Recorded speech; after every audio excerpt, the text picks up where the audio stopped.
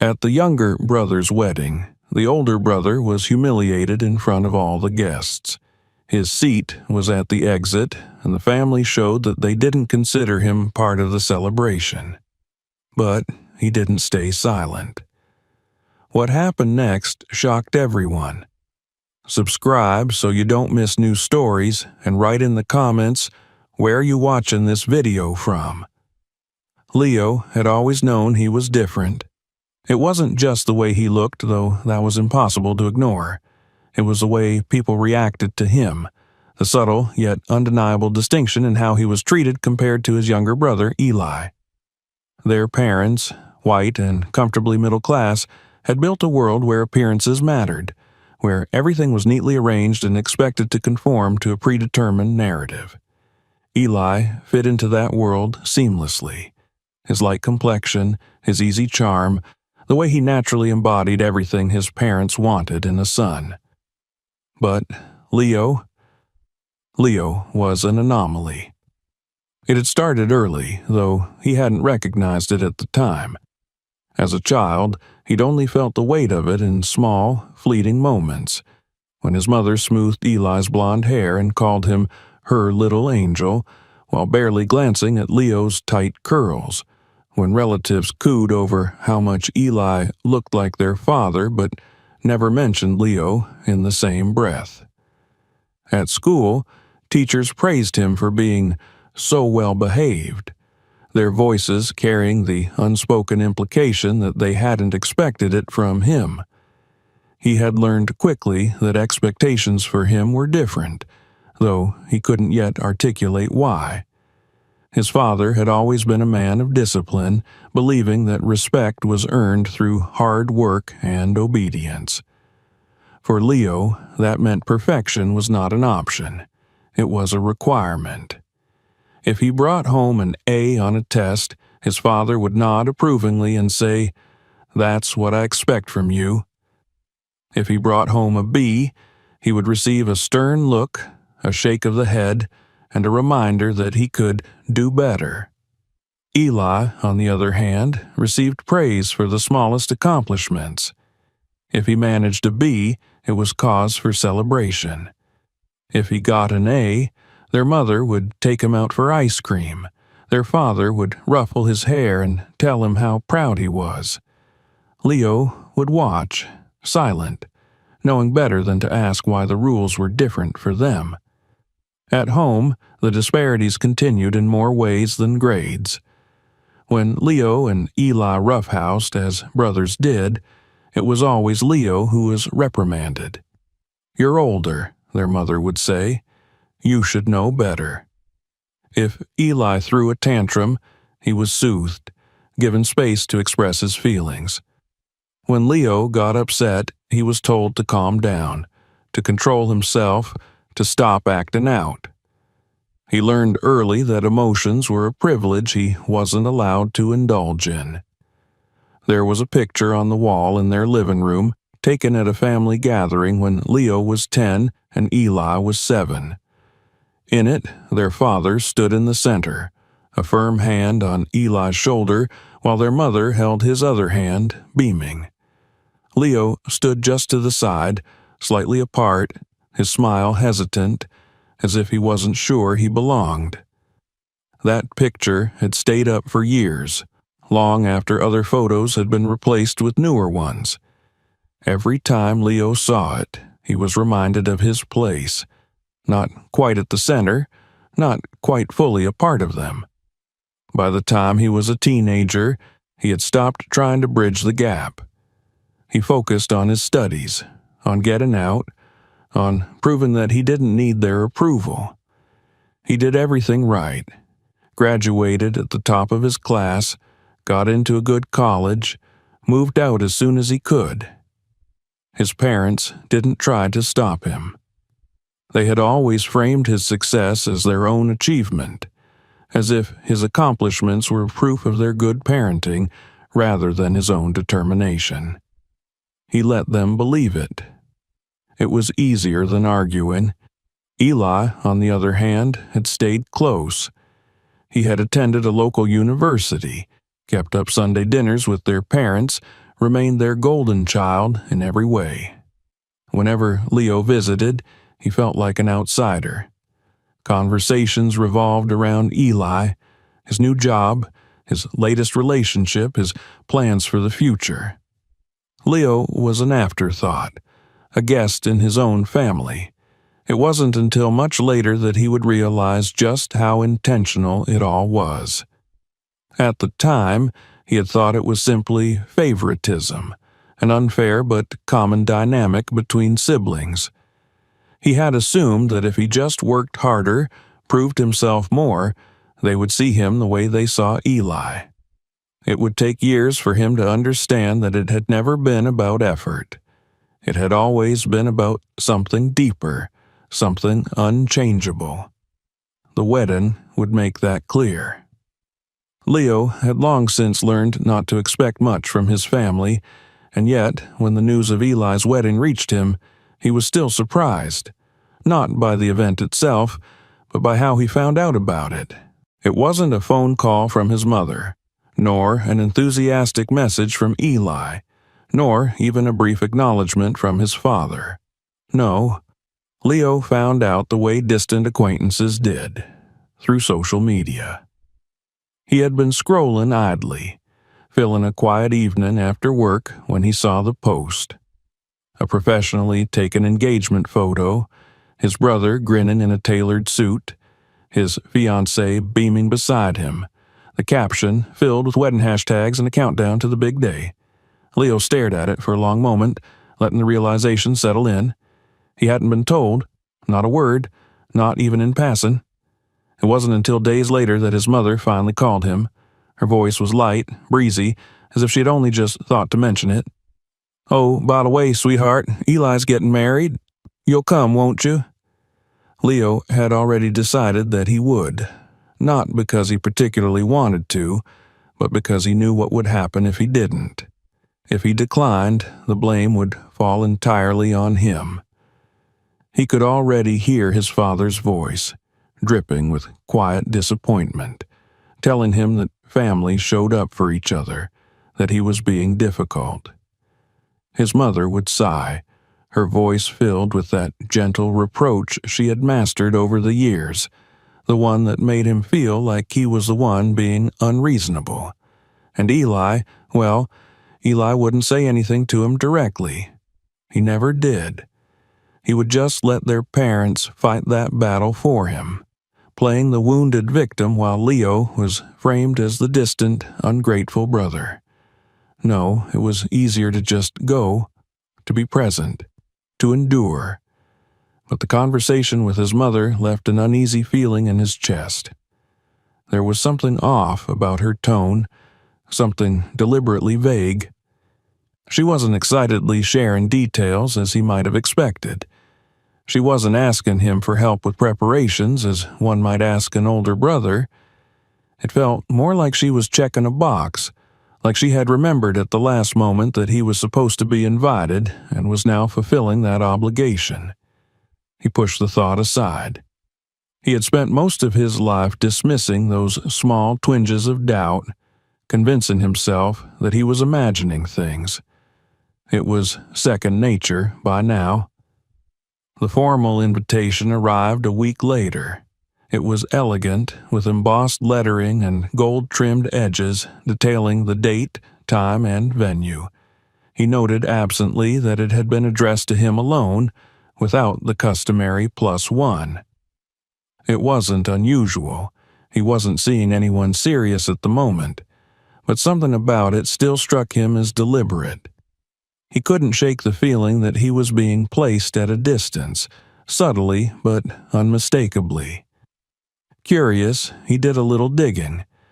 Through mutual acquaintances, he learned more details about the wedding, the guest list, the venue, the seating arrangements, and it was then that he noticed something odd.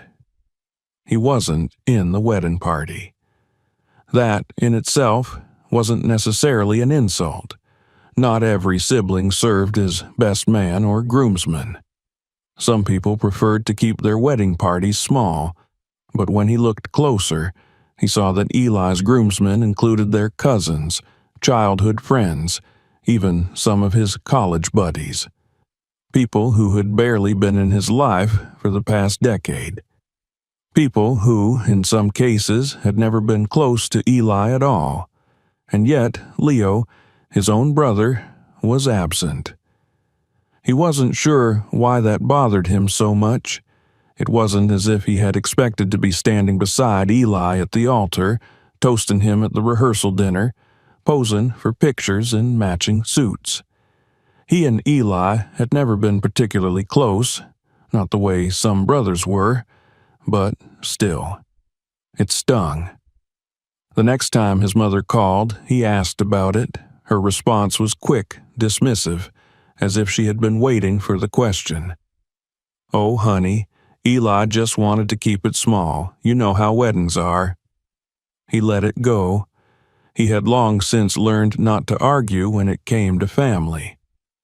As the wedding day approached, he busied himself with choosing a gift.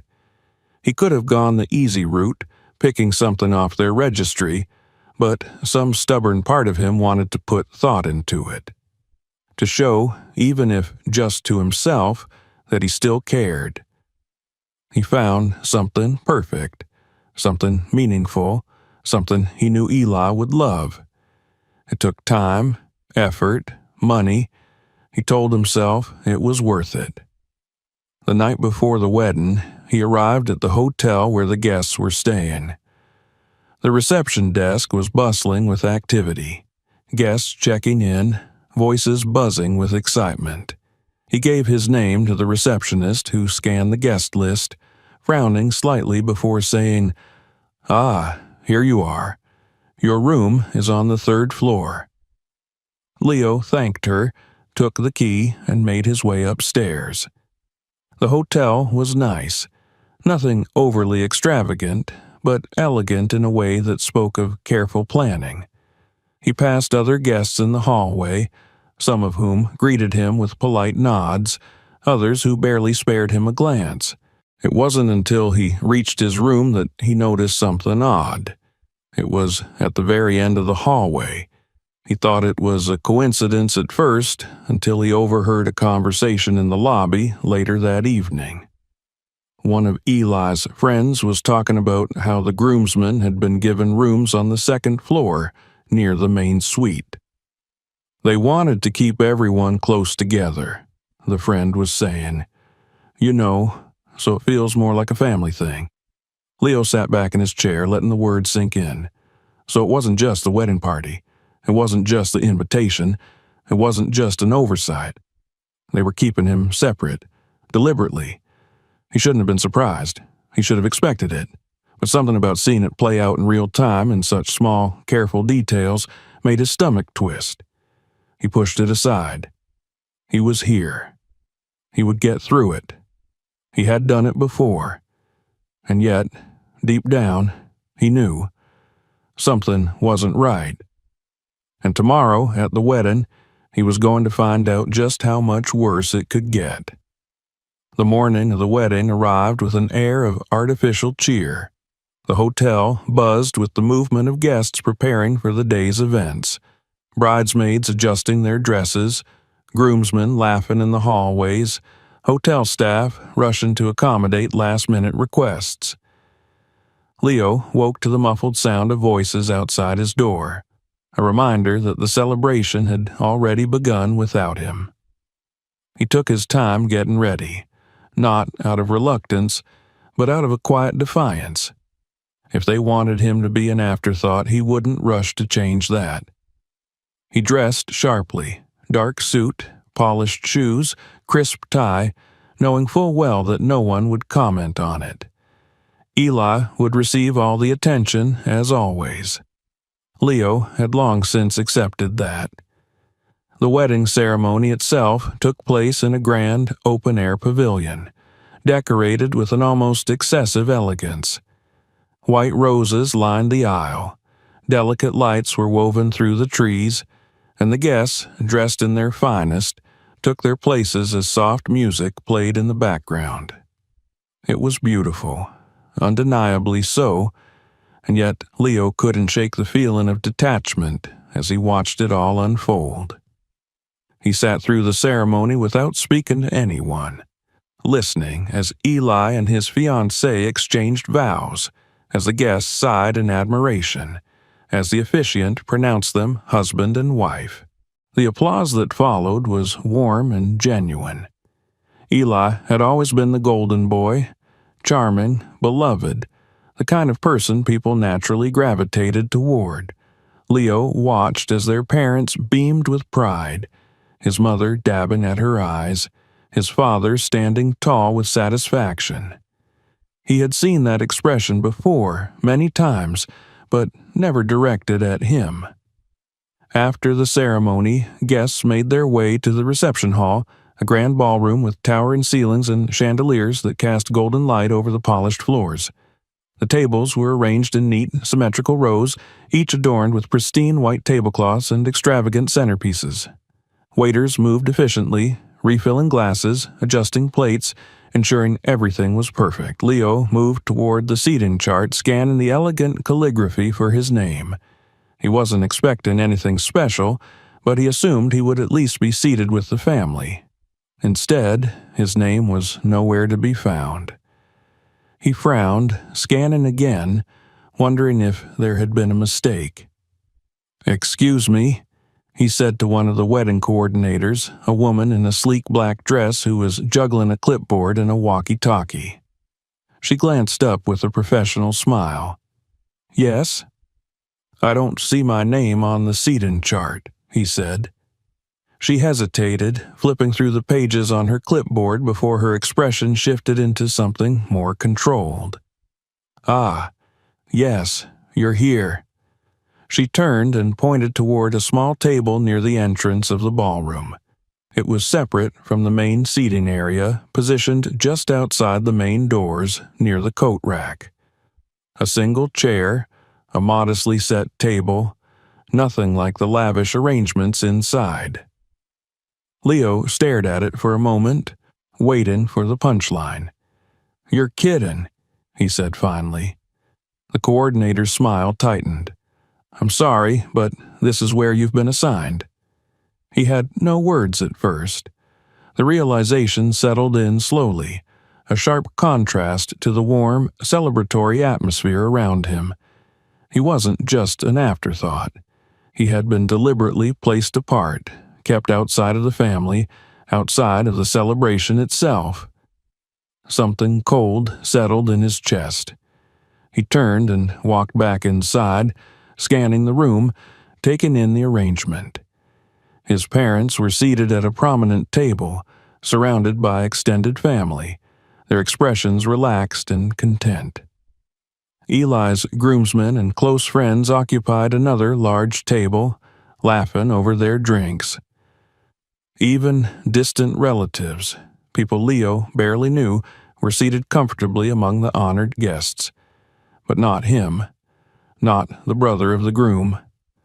The realization burned. He found Eli near the head table, still basking in the glow of attention, his suit perfectly tailored, his smile effortless. Their father stood nearby, speaking with guests, his posture exuding pride. Leo approached, waiting until Eli noticed him. "Oh, hey," Eli said, glancing at him with the same casual indifference he always had. "You made it." Leo held up the place card in his hand.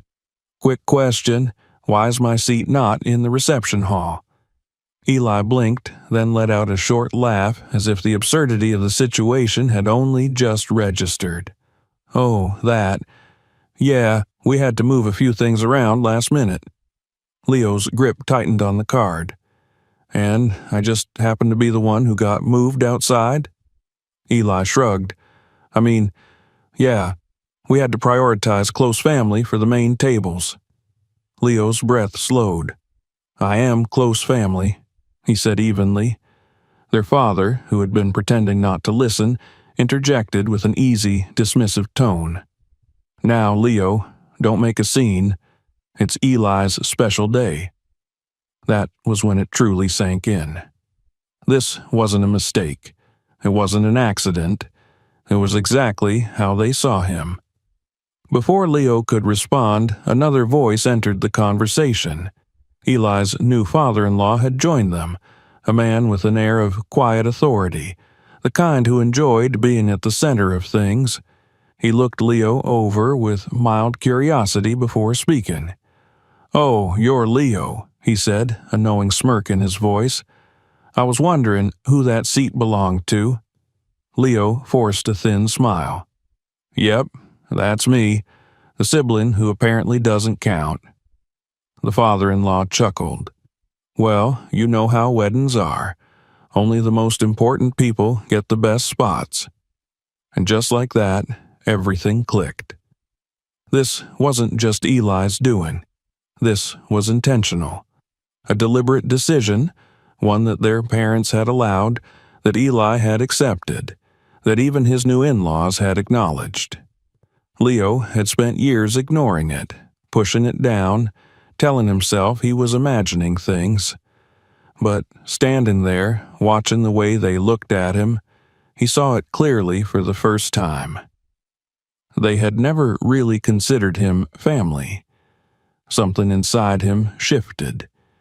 He could have walked away, could have swallowed it down like he always did, endured the night, left quietly and let them win.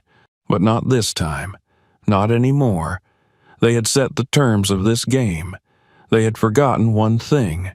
He had grown up with Eli. He knew exactly how to destroy him. Leo stood there, the paper place card still clutched between his fingers, the thin cardboard bent slightly where his grip had tightened. The words swam before his eyes, meaningless now. His name, carefully printed in elegant cursive, held no real place in this celebration, not in the way that mattered. He had spent a lifetime making excuses for them, convincing himself that it was all unintentional, that he was overthinking it, that his parents didn't mean to treat him differently, that Eli didn't know any better. But the truth had always been there, waiting beneath the surface, a slow-building pressure that had finally reached its breaking point. They didn't see him as family. Not really. He had always been the convenient absence, the distant, accomplished older brother who served as a footnote to their perfect, curated lives. They tolerated him, acknowledged him when necessary, but never truly included him. He had told himself it was favoritism, that it was about Eli being the baby of the family, that his parents had simply bonded with him more. But this wasn't just about favoritism. This was about exclusion. The way they had planned the seating, the way they had pushed him to the margins, the way Eli had laughed it off like it was nothing. They had wanted to keep him separate. Out of sight, out of mind. He was nothing more than an obligation to them, someone they had to invite but didn't actually want there. It stung in a way he hadn't expected. He had thought he was past caring. He wasn't. The voices around him blurred together, the laughter and conversation of guests filling the space with an easy warmth that he wasn't a part of. His father had already turned away, back to the guests who actually mattered. Eli basked in the glow of his own success, and his mother, well, she was nowhere to be seen. Probably off playing the role of the doting mother-in-law, fussing over the bride, ensuring everything was perfect. Leo had a choice. He could leave, walk out, toss the place card onto the floor, get into his car, and never look back.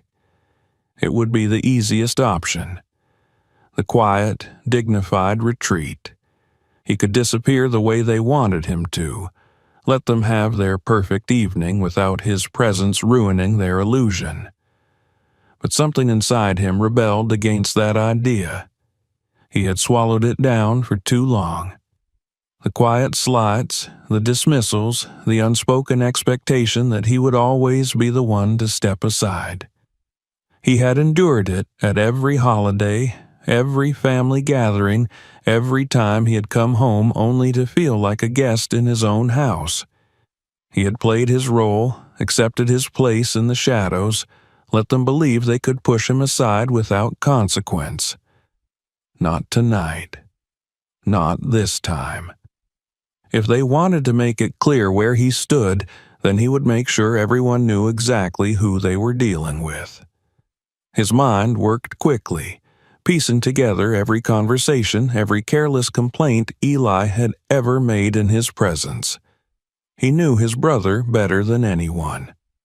Knew how much of his charm was just an act, how easily he played the role of the devoted son, the loving husband-to-be, the golden boy who could do no wrong.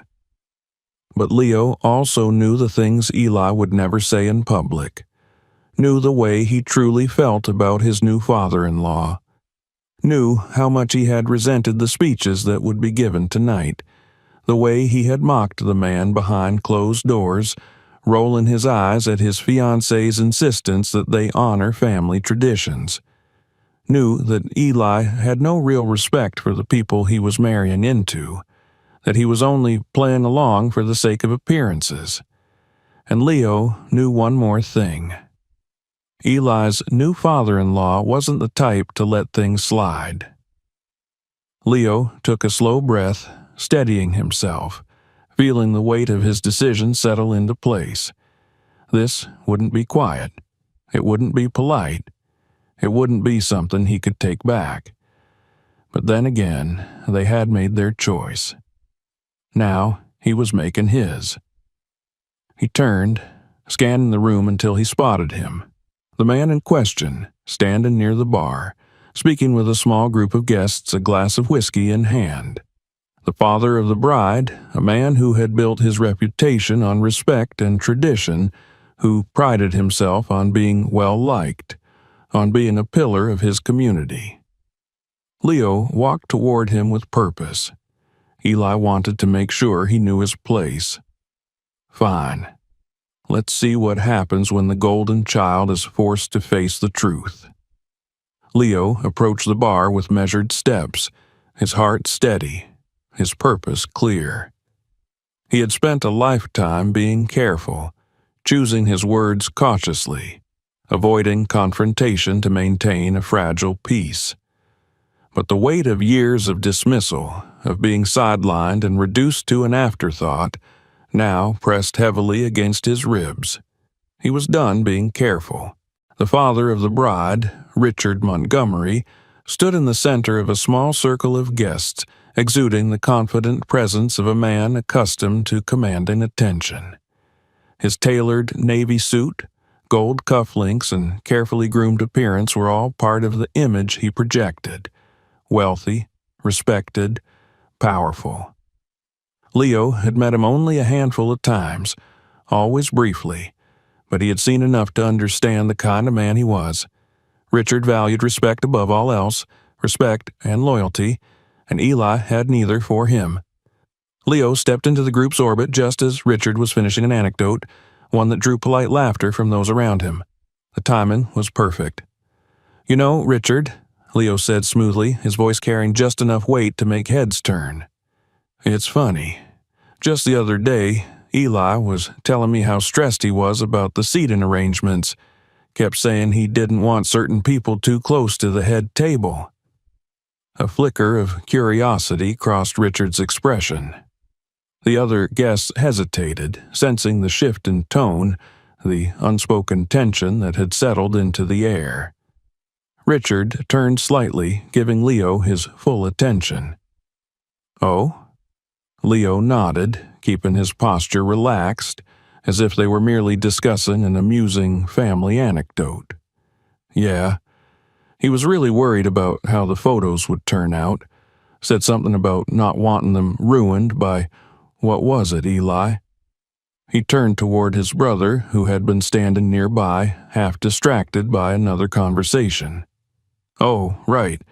A tacky suit." The ripple of silence that followed was immediate.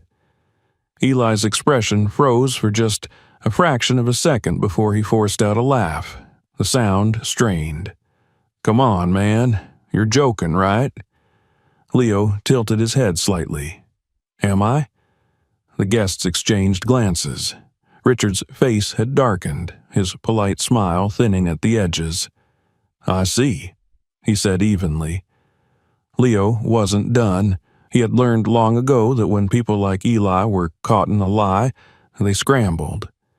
They laughed things off, backpedaled, twisted words to make themselves look innocent. But Richard Montgomery wasn't the kind of man to let things slide, and Leo knew exactly how to deliver the final blow. And then there were the speeches. Leo continued, his voice smooth, deliberate. Eli was really worried about that, too. Kept saying he hoped certain people wouldn't try to make the night about themselves. I believe his exact words were, "If he gives a speech, I swear to God, I'll lose my mind." Said it would be, what was the word? Oh, yeah, embarrassing. The murmur among the guests grew louder.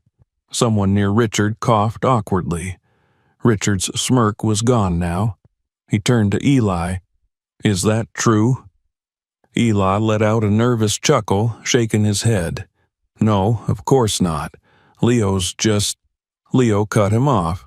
"Oh, and the bachelor party." He let out a mock gasp, tapping his forehead. "How could I forget? Eli, you spent half the night talking about how you were counting down the days until you didn't have to fake being nice anymore. Said you were only tolerating Richard because you didn't want to start the marriage off with drama." A sharp intake of breath from someone in the crowd. Eli went pale. The effect was immediate. Richard's mouth tightened, his entire demeanor shifting from composed to barely controlled fury. His grip on his glass had turned rigid, his knuckles white. "You ungrateful little brat," Richard said coldly. Leo bit back a smile. Eli stammered, looking wildly around as if hoping for someone, anyone, to step in and save him. His father, who had been standing nearby, looked horrified. His mother had finally appeared, her expression one of pure misery, as if she wished she could vanish into thin air. "This is a misunderstanding," Eli said quickly.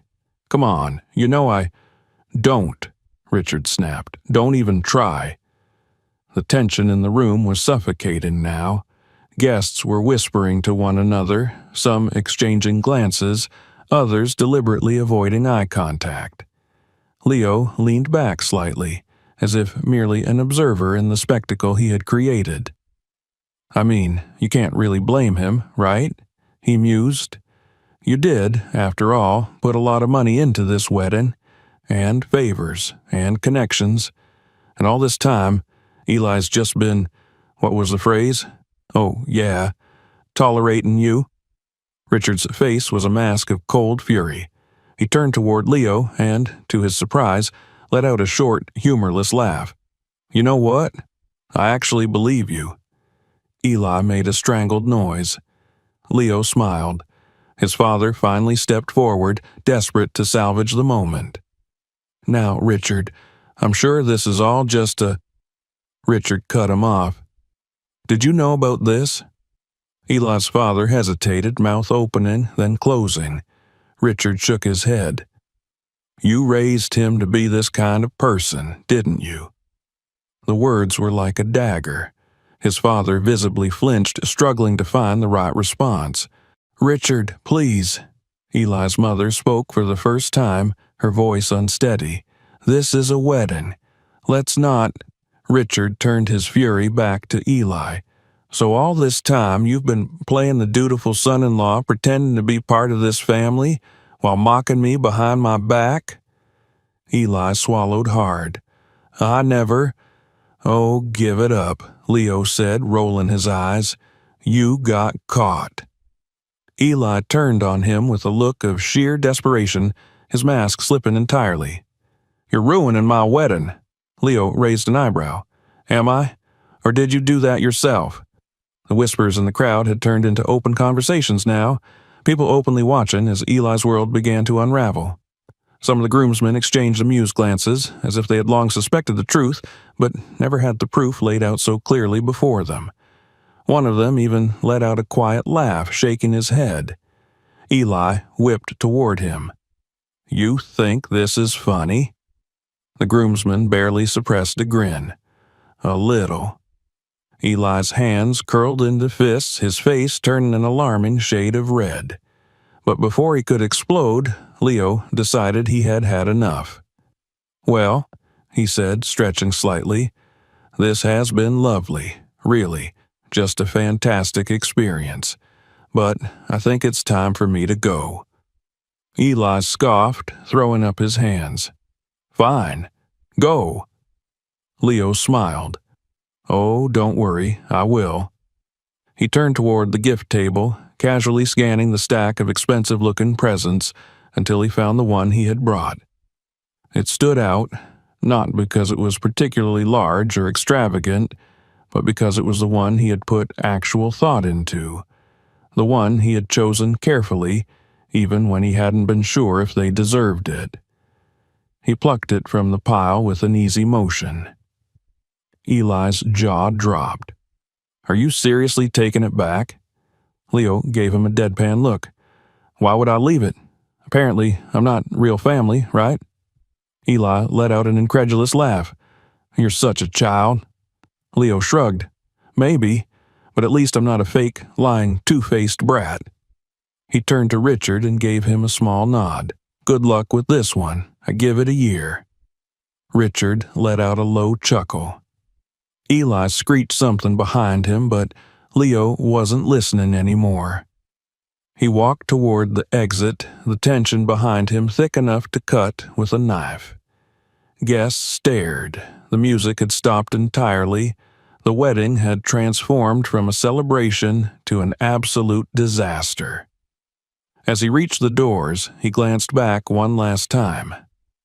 Eli was still arguing with Richard, his parents looking as if they wished they could disappear, the bride staring at her new husband as if seeing him for the first time. Leo smiled, waved slightly, and walked out.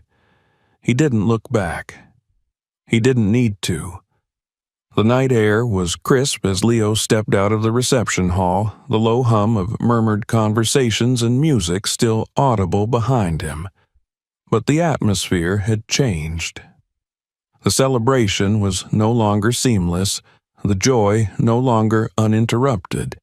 He had left something behind in that room, something irreversible.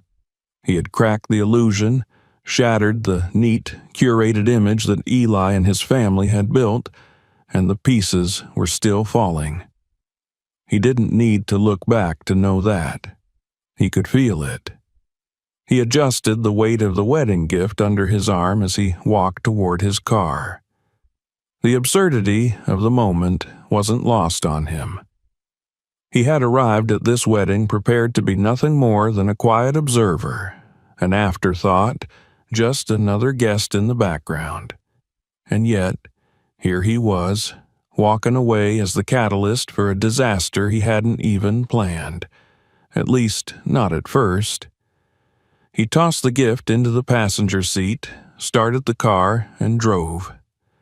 The streets were quiet, the city lights passing in a blur. He should have felt angry. He should have felt hurt. And maybe, somewhere deep inside, he did. But above all, there was satisfaction. The kind that came with a long overdue reckoning. The weight of years of silence finally lifted. They had made him invisible for too long, and tonight they had been forced to see him. He barely made it halfway home before his phone started buzzing. The first call was from his father. He let it ring. Then his mother. He ignored that one too. Then Eli. That one, he didn't even consider answering. By the time he pulled into his driveway, his phone had vibrated so many times that it nearly slid off the console. He sighed, shut off the engine, and picked it up. The notifications blurred together. Calls, texts, voicemails, a mix of fury and desperation. He scrolled through the messages, amusement flickering at the sheer variety of responses.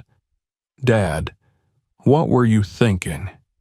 You humiliated your brother on the most important day of his life. Call me back. Now. Mom. Leo, please, we need to talk. Just call me when you can. Eli. You ruined everything. I can't believe you would do this to me. Eli. I hope you're happy. I can't even look at my wedding photos because of you. Eli. You took back your gift? Are you serious? What kind of person does that? Eli.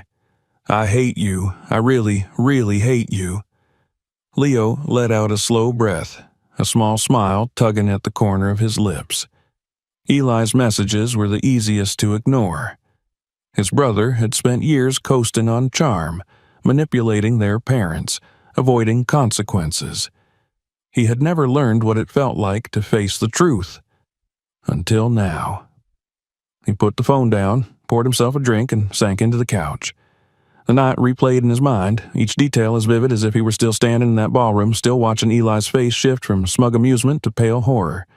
He had spent his whole life watching Eli win, watching their parents excuse him, defend him, love him unconditionally in a way they had never loved Leo.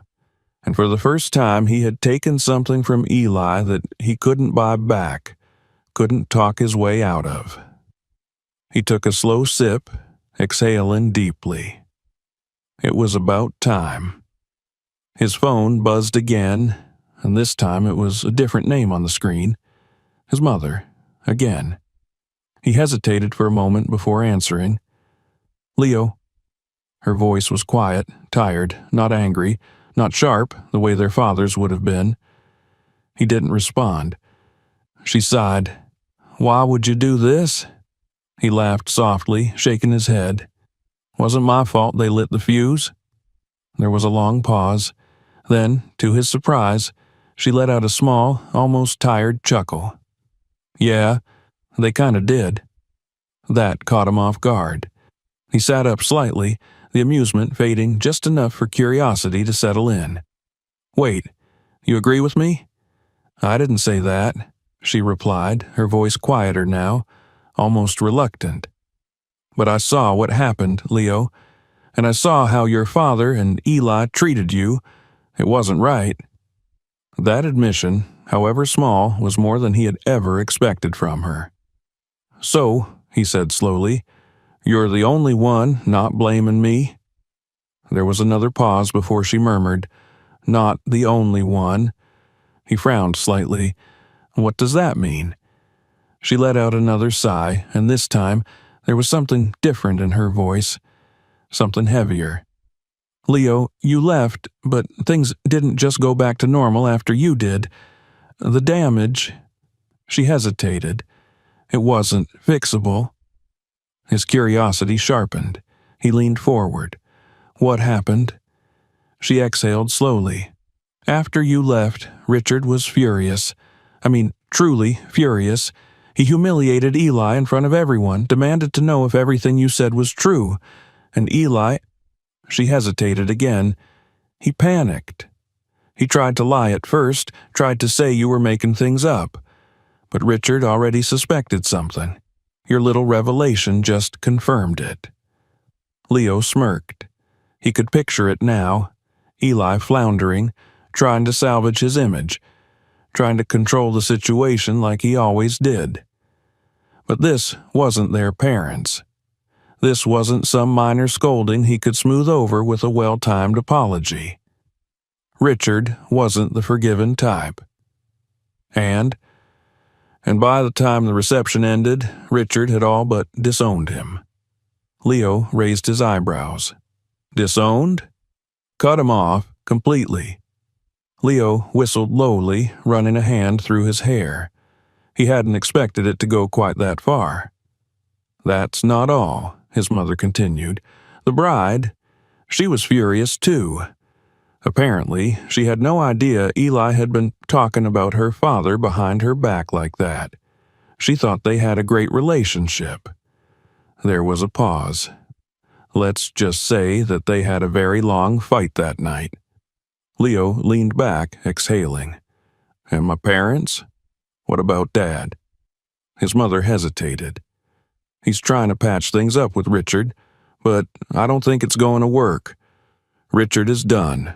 The bride is barely speaking to Eli. And as for Eli, another pause. Well, he's not handling it well. Leo rolled his eyes. Shocker. He's blaming you for everything, she admitted. He thinks if you hadn't said anything, none of this would have happened. Leo let out a short, humorless laugh. Of course he does. There was silence on the other end. Then his mother spoke again, softer this time. He wants you to apologize.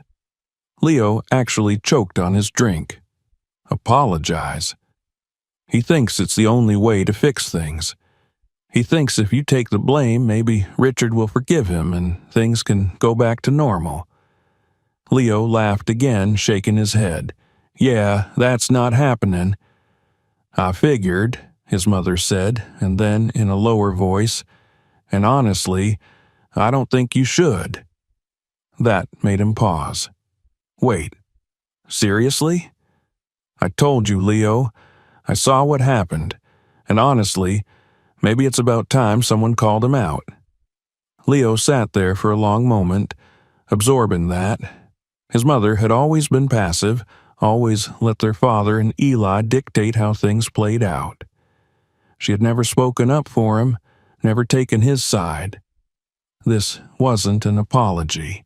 It wasn't an admission of guilt, but it was something, and maybe, for the first time, it was enough. He sighed. So what now? She hesitated. Your father will keep trying, but I don't think Richard is going to change his mind. And the bride? Another pause. She might not stay. Leo smirked. Good. His mother sighed again. I just thought you should know what's happening. Leo nodded, taking another slow sip of his drink. Thanks for the update. He ended the call. Then he leaned back, staring at the ceiling, letting it all sink in. For the first time in years, he felt light. The next morning, Leo woke to the familiar hum of his phone vibrating on the nightstand. The soft, persistent buzz was relentless, a steady reminder that, despite the silence of his home, the world outside was very much alive and waiting for his response. He ignored it at first, staring at the ceiling, letting the weight of last night settle fully in his chest. He had known the fallout would come. It had been inevitable the moment he chose to speak, the moment he decided to stop swallowing the words he had buried for years. Still, the sheer volume of messages waiting for him was impressive. As he reached for his phone, the screen lit up with a flood of missed calls, unread texts, and voicemails. His father had called 6 more times after his last attempt the previous night. Eli had sent more texts, the content shifting from fury to outright begging. His mother had left another voicemail, her tone softer than the first, more resigned. But what truly caught his attention was the text from an unexpected sender. Hannah Montgomery. The bride. That one. He opened first. Hannah, I don't know if you'll even read this, but thank you. That was it. Just 2 words. No explanation, no elaboration. But Leo didn't need one. He leaned back against the pillows, letting out a slow breath, so she had figured it out. Whether or not she would go through with ending the marriage, he didn't know. But the fact that she had reached out at all, the fact that she had acknowledged what had happened, what he had exposed, meant something. It was the first tangible sign that his actions had real consequences, that what he had done hadn't just burned bridges, but had opened someone else's eyes. Still, there were other fires to put out. With a reluctant sigh, he scrolled through his father's messages. Dad, answer the phone. Dad, I'm not playing these games, Leo. Dad, you had no right to do what you did. Dad, this is your brother's life, his future. You think this is funny? You think it's some joke to you? Dad, call me. The anger practically bled through the screen. Leo could imagine his father pacing, his voice tight, his face red from frustration. He had always been the type of man who valued order, who thrived on control. What Leo had done last night had shattered that control in a way his father could not fix. For a long moment, he debated whether to respond at all. Then, against his better judgment, he called. The phone barely rang twice before his father picked up. Leo. The way he said his name was sharp, edged with restrained fury. Leo didn't bother with pleasantries. You wanted me to call, so talk. His father exhaled hard, like he was barely holding himself together. What the hell were you thinking? Leo didn't flinch. I was thinking that I finally had enough. You had enough?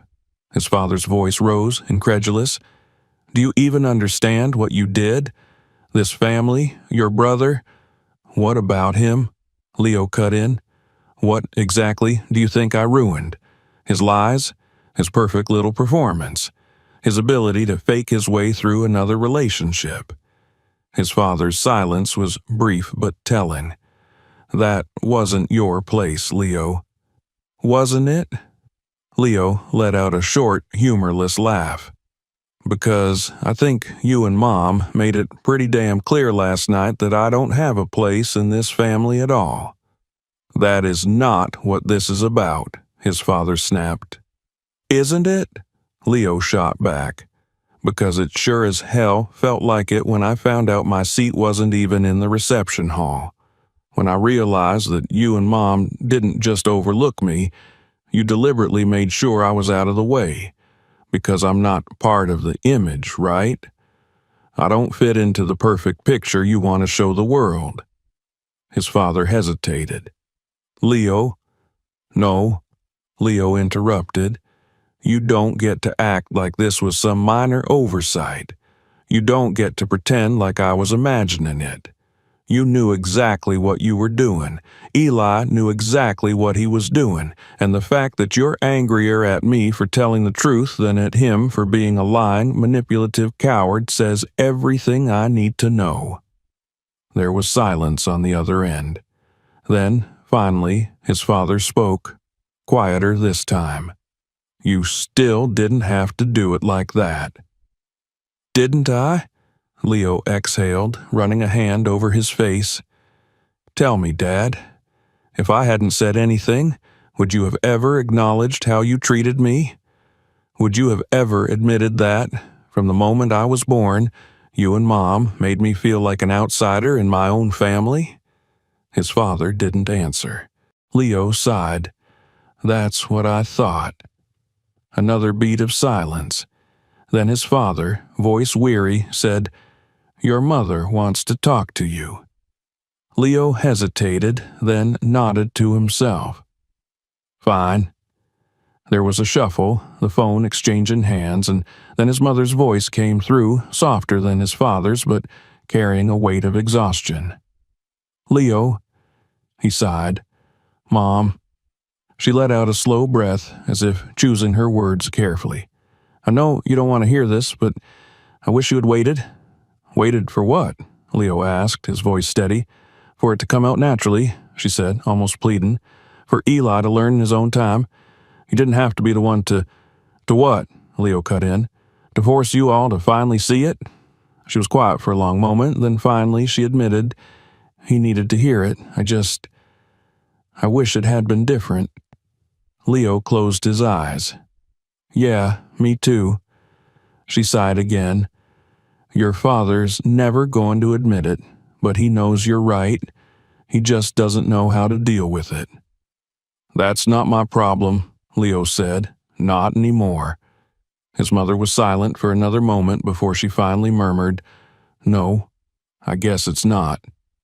There was a pause. Then, just before she ended the call, she said, Take care of yourself, Leo. He hung up.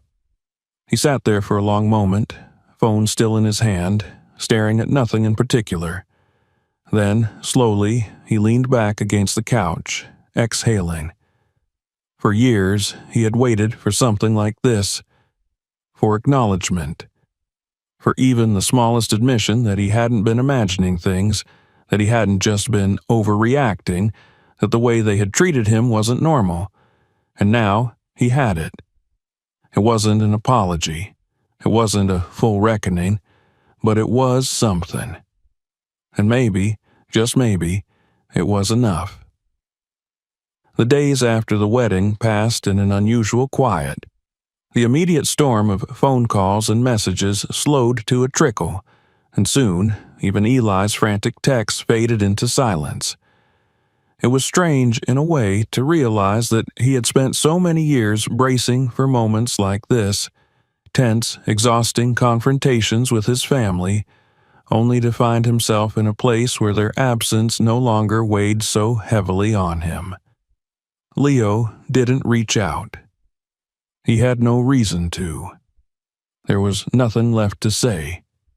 He had spent a lifetime being careful with his words, walking the tightrope of expectation, swallowing his frustration in favor of keeping the peace.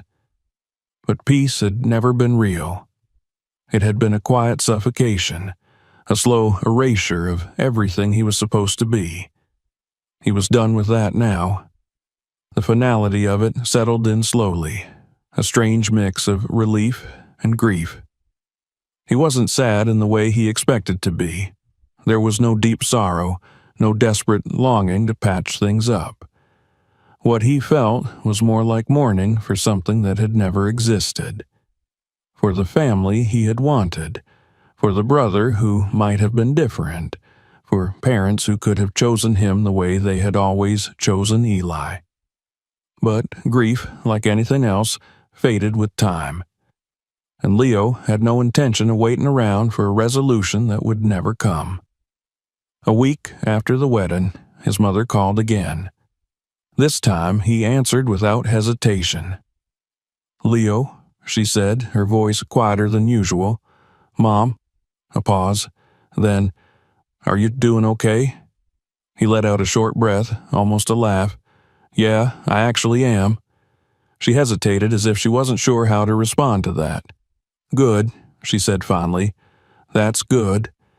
There was a time when that small exchange would have been frustrating, when he would have wanted more, an apology, an admission of guilt, something to prove that she understood what had happened. But now, he just accepted it for what it was. After a beat, she sighed. "Your father still won't talk about it, but he's been—" She trailed off, searching for the right words. Leo didn't need her to finish. "He's still trying to fix things with Richard." "Yes," she admitted, "but I don't think it's working." Of course it wasn't. Richard Montgomery wasn't the kind of man to forgive an insult like that, especially not one that had been so thoroughly exposed in front of an audience. "And Eli?" Leo asked, though he already had a guess. His mother exhaled, a slow, measured sound. "He's not handling it well." Leo smirked. "Shocking." "He's still convinced you're the reason everything fell apart," she continued, her tone weary. "He keeps saying that if I had just stayed quiet," Leo finished for her, "if I had just let it go, if I had played along and kept pretending that everything was fine." She didn't say anything. "That's not my problem," he said simply. Another pause, then she said, "No, I suppose it's not." That was the moment he knew things had changed. She would never fully be on his side, not in the way he might have wished for when he was younger. She was still married to the man who had ignored him, still the mother of the son who had betrayed him. But she wasn't denying it anymore. She wasn't pretending it hadn't happened. And maybe that was the best he was ever going to get. "Leo," she said after a long moment, "I know we haven't always been fair to you." He let that sink in, waiting. "I don't know if that means anything to you," she admitted, "but I wanted to say it." It wasn't an apology, not really, but it was something. And for once he didn't need anything more than that. "I hear you," he said finally. Another silence stretched between them, but this time it wasn't uncomfortable. "I should go," she said, "but I hope you'll call again." Leo considered it. Maybe. He hung up before she could say anything else. For the first time in a long time, he felt weightless. He hadn't forgiven them, not really. He didn't know if he ever would. But he had spent too many years waiting for them to change, to see him, to love him the way he had deserved to be loved. He wasn't going to spend another second of his life hoping for something they would never give. The next morning, he got a text from Hannah Montgomery. "Hannah, just so you know, I'm staying with my parents for now, thinking things over." Leo stared at the message, then smiled. "Leo, take your time." She didn't respond right away, but she didn't have to. Some things took time to fully fall apart. Some truths, once spoken, couldn't be undone. And sometimes breaking things was the only way to finally be free. If you enjoyed this video, make sure to subscribe so you don't miss the next one. Check out our other videos for more, and don't forget to share this one with others who might like it.